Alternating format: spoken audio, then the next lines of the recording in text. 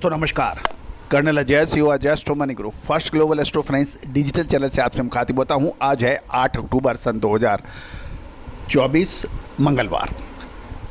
दोस्तों अक्सर कहा जाता है कि कमोडिटीज़ में, स्पेशली एग्रो कमोडिटीज़ में सही निर्णय सही समय पर लेना व्यापार को मुनाफादायक बना देता है और गलत निर्णय अक्सर परेशानियां का सबब बन जाता है। चने के अंदर ऐसा ही हो रहा है। आपको याद होगा लगभग 5 से 6 महीने पहले हमने चना जब 53-5400 रुपये के भाव चल रहा था, उस वक्त कहा था कि चने के अंदर इस साल तेजी की संभावना बन सकती है, माल को स्टॉक किया जा सकता है की संभावना है।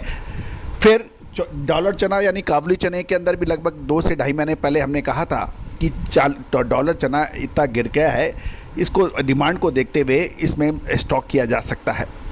दोनों ही ज़बरदस्त तेज़ी उसके बाद दिखाई।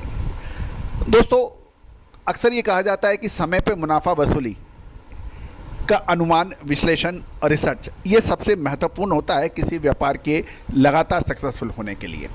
और एग्रो कमोडिटीज़ के ऊपर भारतीय अनुसंधान पद्धति यानी फाइनेंशियल एस्ट्रोलॉजी और फंडामेंटल एनालिसिस का जब अद्भुत संजोग होता है, संगम होता है, तो उसके चमत्कारिक रिजल्ट मिलते हैं। 10 में से 8 बार 9 बार ये हमने लगातार आपको अपडेट दिए हैं और वो सही साबित हुए हैं। केंद्र सरकार ने भारत दाल के लिए 3 लाख टन चना का आवंटन की महत्वपूर्ण फैसला लिया है। इससे क्या प्रभाव पड़ सकता है, जानिए पूरी रिपोर्ट विस्तार से। दोस्तों भारत आटा, भारत चावल और भारत दाल यानी आटा दाल चावल जो कि किसी भी परिवार के लिए बुनियादी आवश्यकता होती है भोजन के लिए, इसके लिए सरकार ने कमर कस ली है। जब आयात, ड्यूटी फ्री आयात, स्टॉक लिमिट जैसे महत्वपूर्ण कदम उठाने के बावजूद भी जब मूल्य काबू नहीं आए, मुद्रास्फीति, महंगाई लगातार बढ़ती गई, तो सरकार ने अपना आखिरी अस्त्र चल दिया है। यानी 3 लाख टन चने का आवंटन भारत दाल के लिए करने के समाचार मिल रहे हैं। चने के बाजार के अंदर इससे कमजोरी हो गई है और केंद्र सरकार ने देश में दालों की तेजी पर अंकुश लगाने के लिए भारत दाल के तहत बेचे जाने वाले सहकारी स्टॉक में से 3 लाख टन चना आवंटन करने का फैसला किया है। केंद्र सरकार जल्दी भारत ब्रांड के आटे, चावल और दालों की बिक्री फिर शुरू कर सकती है। इसका हमने पहले भी आपको अपडेट देने का प्रयास किया था। खबर निकल के आ रही है कि गृह मंत्री श्री अमित शाह की अध्यक्षता वाली कैबिनेट द्वारा 1 सप्ताह के भीतर अधिकतम खुदरा मूल्य यानी मैक्सिमम रिटेल प्राइस पर निर्णय लेने की उम्मीद जताई जा रही है।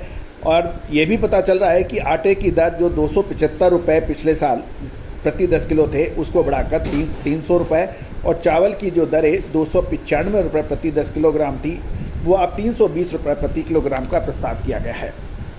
खासकर भारत दाल को इस बार 107 रुपये प्रति किलोग्राम की कीमत पर बेचे जाने की प्रबल संभावना है और भारत दाल मसूर यानी 89 रुपीज़ पर किलोग्राम पर लॉन्च किया जाने की संभावना बताई जा रही है। गौरतलब है कि फरवरी में सरकार ने भारत चावल को 5 किलो और 10 किलो के पैक में 29 रुपये प्रति किलो की दर से बेचना शुरू किया था और भारत आटा की बिक्री नवंबर 2023 में 275 रुपये प्रति 10 किलोग्राम के प्रति बैग पे शुरू हुई थी, लेकिन जून में चावल और आटा दोनों की बिक्री बंद कर दी गई थी।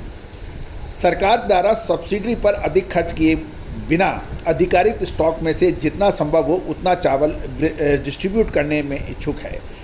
केंद्रीय पूल में अभी चावल का स्टॉक काफ़ी अच्छा बताया जा रहा है और साल 2024-25 के मार्केटिंग ईयर के लिए नई खरीदी शुरू हो गई है। अगले 6 महीनों में जो भंडारण में जो गोदामों में माल खरीदने के लिए स्टॉक क्लियर करना आवश्यक होगा, इसके लिए भी ये आटा, दाल और चावल की बात की जा रही है।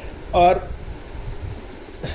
चावल की खरीदारी शुरू हो चुकी है, गेहूं की खरीदारी आगामी फसल में शुरू होगी। सरकार ने पहले ही साप्ताहिक ई नीलामी के माध्यम से चावल बेचना शुरू किया है। इससे वित्तीय वर्ष में अब तक 1 लाख टन से अधिक का उत्पादन हुआ है।